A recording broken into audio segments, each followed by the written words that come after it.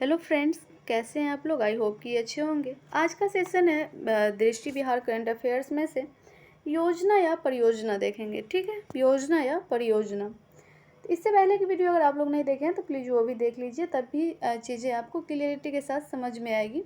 ठीक है, और वीडियो आपको अच्छी लगेगी और आपके लिए हेल्पफुल रहेगी तो प्लीज़ वीडियो को लाइक शेयर एंड चैनल को सब्सक्राइब जरूर कर लीजिए। चलते हैं आज की पहला पॉइंट्स की और हम लोग इसको पॉइंट वाइज देखेंगे और इसमें एक्स्ट्रा चीज़ें भी ऐड करते चलेंगे। ओके, योजना या परियोजना। योजना या परियोजना में पहला पॉइंट्स हम लोग देखेंगे, यानी कि पहला टॉपिक भी कह सकते हैं।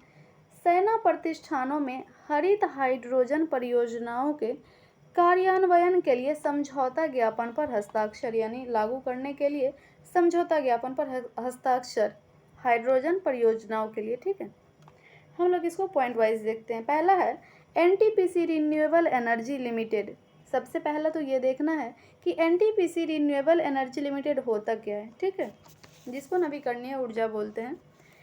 एनटीपीसी जो है, जिसको कि अब NREL शॉर्ट में बोलते हैं। NREL जो है आने वाले समय में बड़ी योजना है।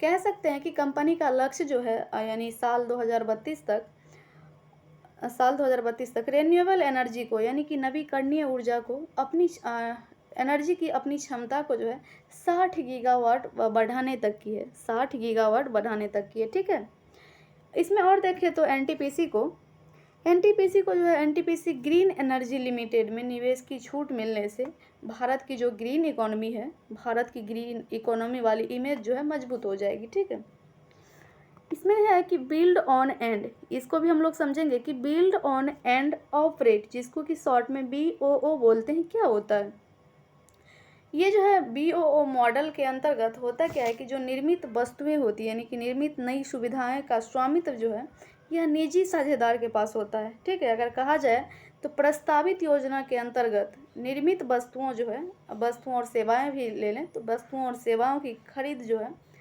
ये खरीद निर्धारित नियम और शर्तों के आधार पर किया जाता है, यानी कि टर्म्स एंड कंडीशन के बेस पे किया जाता है। ठीक है, अब इस लाइन को पूरा पढ़ेंगे कि एनटीपीसी रिन्यूएबल एनर्जी लिमिटेड ने build on and operate model पर अपने प्रतिष्ठानों में ग्रीन हाइड्रोजन प्रोजेक्ट स्थापित करने के लिए यह हस्ताक्षर किसके साथ किया है, तो भारतीय सेना के साथ हस्ताक्षर किया है। ये याद रखना है कि भारतीय सेना के साथ हस्ताक्षर किया है। ठीक है, नेक्स्ट पॉइंट पे चलेंगे। नेक्स्ट पॉइंट, इसका उद्देश्य क्या है। ठीक है, NREL जो है इसका उद्देश्य क्या है। इसका जो उद्देश्य है लॉजिस्टिक को कम करना है, साथ में जीवाश्म ईंधनों पर निर्भरता और डीकार्बोनाइजेशन में तेजी लाना है। क्या क्या है देख लिए यहाँ से कि लॉजिस्टिक को कम करना है और क्या है कि जीवाश्म ईंधन है जो जीवाश्म ईंधन पर निर्भर है और डीकार्बोनाइजेशन में तेजी लाना है। ठीक है, समझौता जो हुआ है उस पर हस्ताक्षर कौन कौन किया है ये चीज़ देखें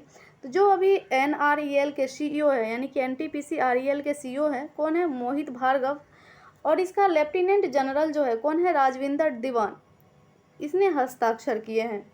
NTPC REL के CEO मोहित भार्गव और लेफ्टिनेंट जनरल राजविंदर दीवान ने हस्ताक्षर किए हैं। ओके, नेक्स्ट पॉइंट है समझौता ज्ञापन के दायरे में जो है चरणबद्ध तरीके से, यानी कि स्टेप बाय स्टेप बिजली की आपूर्ति के लिए हरित हाइड्रोजन की स्थापना और संभावित स्थलों की पहचान की जाएगी। क्या क्या किया जाएगा, तो हरित हाइड्रोजन परियोजना की स्थापना और संभावित स्थलों की पहचान की जाएगी। ठीक है, ये चीज़ें आपको याद रखनी है। नेक्स्ट पॉइंट पे चलेंगे कि NTPC REL जो है भारतीय सेना के लिए नवीकरणीय ऊर्जा परियोजनाएं कहे तो सौर ऊर्जा, पवन ऊर्जा। ठीक है, इसका जो है डिजाइन, विकास और स्थापना भी करेगा। नेक्स्ट पॉइंट है कि भारतीय सेना द्वारा आधुनिकीकरण के लिए एक उन्नत दृष्टिकोण का संकेत देता है, आधुनिकीकरण के लिए। ठीक है, इसमें जो अगर एक चीज़ इसमें मेन पॉइंट देखें तो ये अपनी तरह का पहला समझौता है और देश की रक्षा पंक्ति के लिए ऊर्जा सुरक्षा से समर्थित सीमा सुरक्षा के लिए, सिक्योरिटी बोर्ड के लिए, सीमा सुरक्षा के लिए एक नए युग की शुरुआत करता है। ठीक है, एक नए युग की शुरुआत करता है। ये महत्वपूर्ण है, आप लोगों को अच्छी तरीके से याद कर लेना। ठीक है, आप लोग वीडियो के एंड तक जरूर बने रहिए ताकि चीज़ें क्लियरिटी के साथ यानी कि लाइन बाय लाइन समझ में आए, ठीक है। इसी में अब नेक्स्ट पॉइंट हम लोग देखेंगे भारतीय, नेक्स्ट पॉइंट इसका अलग से टॉपिक भी बोल सकते हैं कि वो टॉपिक हम लोग कंप्लीट कर लिए हैं जो हम लोग एनटीपीसी रिन्यूएबल एनर्जी लिमिटेड देख रहे थे। आई होप कि आप लोगों को समझ में आ गई होगी। अगर थोड़ी सी भी प्रॉब्लम हो रही होगी तो आप लोग वीडियो को दोबारा देख सकते हैं, ठीक है। दूसरा है भारतीय मानक ब्यूरो की मानकों के माध्यम से विज्ञान सीखो श्रृंखला का शुभारंभ। पहला देखेंगे कि भारतीय मानक ब्यूरो होता क्या है, जिसको कि हम लोग भारतीय मानक ब्यूरो को बोलते हैं शॉर्ट में BIS, ठीक है। ये क्या होता है? The bureau of Indian standards. तो भारतीय मानक ब्यूरो का ये चीज़ पहले नाम होगा कि पहले जो नाम था इसका भारतीय मानक संस्थान था, इंडियन स्टैंडर्ड्स इंस्टीट्यूशन यानी कि ISI। अब जो है इसका नाम चेंज करके भारतीय मानक ब्यूरो रखा गया है। ये क्या होता है? तो भारत में जो है ये जो भारत में है मानक निर्धारित करने वाली संस्था है BIS। यह किसके अधीन कार्य करता है ये हम लोग देखें तो यह जो उपभोक्ता मामलों, खाद्य और सार्वजनिक वितरण मंत्रालय के अधीन भारतीय मानक ब्यूरो कार्य करती है, ठीक है। अब हम लोग लाइन बाय लाइन देखते हैं कि क्या दिया हुआ है। भारतीय मानक ब्यूरो जो है एक नई पहल लाई है। क्या लाई है? तो मानकों के माध्यम से विज्ञान सीखो श्रृंखला शुभारंभ किया है, जो कि वैज्ञानिक अवधारणाओं, सिद्धांतों और नियमों का उपयोग करने के उद्देश्य से पाठ्य योजनाओं की एक श्रृंखला पर केंद्रित है। पाठ्य योजनाओं की एक श्रृंखला पर केंद्रित है, ठीक है। नेक्स्ट है कि यह विद्यार्थी को संबंधित मानकों में बताए गए विभिन्न उत्पादों की गुणवत्ता और विशेषताएं सुनिश्चित करता है, ठीक है। साथ ही क्या करता है? तो कार्य परीक्षण में उनके व्यवहारिक अनुप्रयोगों को समझाने में सहायता करता है। यहाँ से दो चीज़ याद रखनी है कि भारतीय मानक जो है विभिन्न उत्पादों में गुणवत्ता और विशेषताएं सुनिश्चित करता है। साथ ही क्या करता है? तो कार्य और परीक्षण में उनके व्यवहारिक अनुप्रयोगों को समझाने में सहायता करती है, ठीक है। नेक्स्ट पॉइंट है कि यह श्रृंखला जो है 20 के साथ निरंतरता से, 20 क्या होती है ये हम लोग देख लेते हैं। 20 जो है ब्यूरो ऑफ इंडियन स्टैंडर्ड्स होती है। ब्यूरो ऑफ इंडियन स्टैंडर्ड्स यानी कि भारत का राष्ट्रीय मानक संगठन है 20। बात की जाए 20 की तो यह इसे जो है 12 अक्टूबर 2017 को ब्यूरो ऑफ इंडियन स्टैंडर्ड्स अधिनियम 2016, कौन सा अधिनियम? ब्यूरो ऑफ इंडियन स्टैंडर्ड्स अधिनियम 2016 के रूप में लागू किया गया था, ठीक है। अब देखते हैं आगे 20 के निरंतरता में यानी कि 20 के इसके तहत होता क्या है? 20 के तहत शैक्षणिक संस्थानों में मानक क्लब स्थापित किया जाता है।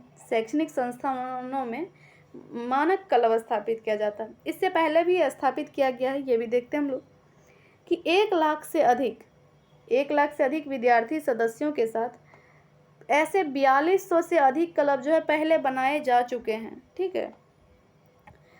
मानक क्लब क्या है? मानक लेखन प्रतियोगिताओं के अतिरिक्त जो है वाद विवाद, प्रश्नोत्तरी और अन्य प्रतियोगिताओं यानी विद्यार्थी केंद्रित गतिविधियों का आयोजन करता है। क्या करता है कि मानक लेखन के अलावा वाद विवाद, प्रश्नोत्तरी और अन्य प्रतियोगिताओं जैसी विद्यार्थी केंद्रित गतिविधियों का आयोजन करता है, ठीक है।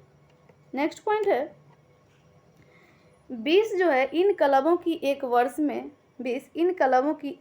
में अधिकतम 3 गतिविधियां, ये चीज़ याद रखना है, एक वर्ष में अधिकतम 3 गतिविधियों के लिए वित्तीय सहायता प्रदान करता है, ठीक। वित्तीय सहायता प्रदान करता है। लर्निंग साइंस वाया स्टैंडर्ड्स पहल सिद्धांत और वैज्ञानिक शिक्षा के वास्तविक जीवन के उपयोग की मध्य की खाई को पाटने की दिशा में एक महत्वपूर्ण कदम है ये, ठीक है। यह जो है देश में गुणवत्ता और मानकीकरण की संस्कृति को भी बढ़ावा देगा। इसमें से अगर आप लोग एक लाइन से अगर 1-2 पॉइंट्स करके ऐसे मेन कीवर्ड जो होता है वो अगर याद रख लेते हैं तो ये ज़्यादा टफ नहीं होता है, ठीक है। जैसे कि इसमें बस याद रखना है कि यह एक वर्ष में अधिकतम 3 गतिविधियों के लिए वित्तीय सहायता प्रदान करता है, ठीक है। दूसरा रखना है याद कि लर्निंग साइंस वाया स्टैंडर्ड्स पहल सिद्धांत और वैज्ञानिक शिक्षा के वास्तविक जीवन, यानी कि इसमें 2 चीज़ याद रखना है, लर्निंग साइंस और वाया स्टैंडर्ड्स, ये कीवर्ड हो गया, ठीक है। ये महत्वपूर्ण है, ये तो पता ही है, या फिर ये सब भी तो याद रखने वाला नहीं है, तो ऐसे ही पता चल गया। देश में गुणवत्ता और मानकीकरण की संस्कृति को बढ़ावा देगा, जैसे लर्निंग साइंस वाया स्टैंडर्ड्स। ठीक है, अब ये कंप्लीट हो गया। अब चलेंगे हम लोग नेक्स्ट टॉपिक पे। नेक्स्ट टॉपिक इसी में क्या है कि अटल नवाचार मिशन के तहत ATL सारथी की शुरुआत। ATL सारथी की शुरुआत, तो ATL होता क्या है ये देखते हैं। ATL जो है अटल टिंकरिंग लैब है, अटल टिंकरिंग लैब। तो नीति आयोग, ये याद रखना है, नीति आयोग ने अटल टिंकरिंग लैब्स यानी कि शॉर्ट में ATL बोलते हैं कि बढ़ते इकोसिस्टम को मजबूत करने के लिए एक व्यापक स्वनिगरानी ढांचा ATL सारथी शुरू किया है। ठीक है, किस चीज़ के लिए? तो इकोसिस्टम को मजबूत करने के लिए। अटल इनोवेशन मिशन जो है युवा दिमाग में जिज्ञासा, रचनात्मक और कल्पना को बढ़ावा देने के लिए भारत भर के स्कूलों में अटल टिंकरिंग प्रयोगशालाओं, जिसको कि ATL बोलते हैं, की स्थापना कर रहा है। किस चीज़ के लिए? इसमें देखिए, अगर आप 1 से 2 कीवर्ड याद रखते हैं तो ये सारा लाइन जो है आपको कवर हो जाएगी। कैसे? तो ये क्या है कि अटल इनोवेशन मिशन युवा दिमाग में जिज्ञासा और रचनात्मक और कल्पना को बढ़ावा देने के लिए, ये 2 चीज़ याद रखना है, रचनात्मक और कल्पना को बढ़ावा देने के लिए भारत भर के स्कूलों में, कहाँ पे? स्कूलों में अटल इनोवेशन का स्थापना कर रहा है। ठीक है, और डिजाइन थिंकिंग में इसका यूज क्या होगा? तो design thinking, mind set, computational thinking, adaptive learning, physical computing आदि जैसे कौशल विकसित कर रहा है। ठीक है, आदि जैसे कौशल विकसित कर रहा है। इसी में नेक्स्ट पॉइंट है कि अब तक अटल नवाचार मिशन के तहत जो है, अटल नवाचार मिशन ने अटल टिंकरिंग प्रयोगशालाएं स्थापित करने के लिए 10,000 स्कूलों में, ये चीज़ याद रखना है, कितने स्कूलों में? 10,000 स्कूलों में वित्तीय सहायता प्रदान किया है। ठीक है, अटल टिंकरिंग लैब्स को जो है कुशल और प्रभावी बनाने के लिए उपकरण है। ठीक है, नेक्स्ट पॉइंट है इसमें कि इस पहल के 4 स्तंभ है, ये याद रखना है कि 4 स्तंभ कौन कौन सा है। ठीक है, इसमें 4 स्तंभ है जो नियमित प्रक्रिया में सुधार के माध्यम से ATL के प्रदर्शन में वृद्धि सुनिश्चित करेंगे, जैसे कि स्व रिपोर्टिंग, ये याद रखना है, स्व रिपोर्टिंग, डैशबोर्ड जिसे माई ATL डैशबोर्ड कहते हैं, और वित्तीय तथा गैर वित्तीय अनुपालन सुनिश्चित करने के लिए स्कूलों के लिए कंप्लायंस क्लस्टर आधारित दृष्टिकोण के माध्यम से उपयुक्त स्थानीय प्राधिकरण के सहयोग से ATL की ऑन ग्राउंड समझौता और प्रदर्शन सक्षमता मैट्रिक्स द्वारा अपने प्रदर्शन का विश्लेषण करने के लिए स्कूल को स्वामित्व प्रदान करने के रूप में जाना जाता है। ठीक है, ये लाइन समझ में आ गई होगी कि इसके 4 स्तंभ है और नियमित प्रक्रिया में सुधार के माध्यम से ATL के प्रदर्शन में वृद्धि सुनिश्चित करेंगे। और है क्या कि जैसे कि स्व रिपोर्टिंग, डैशबोर्ड, माई ATL डैशबोर्ड और वित्तीय तथा गैर वित्तीय अनुपालन, ये पॉइंट्स याद रखना होगा। सुनिश्चित ये सब करने के लिए स्कूलों के लिए कंप्लायंस SOP क्लस्टर आधारित दृष्टिकोण के माध्यम से स्थानीय प्राधिकरण के सहयोग से जो है यह प्रदर्शन सक्षमता के रूप में स्कूलों में जाना जाता है। ठीक है, ये सेशन आपको कैसी लगी आप लोग कमेंट बॉक्स में अपना राय जरूर दीजिए। मिलते हैं आपसे नेक्स्ट वीडियो में, तब तक के लिए जय हिंद, जय भारत।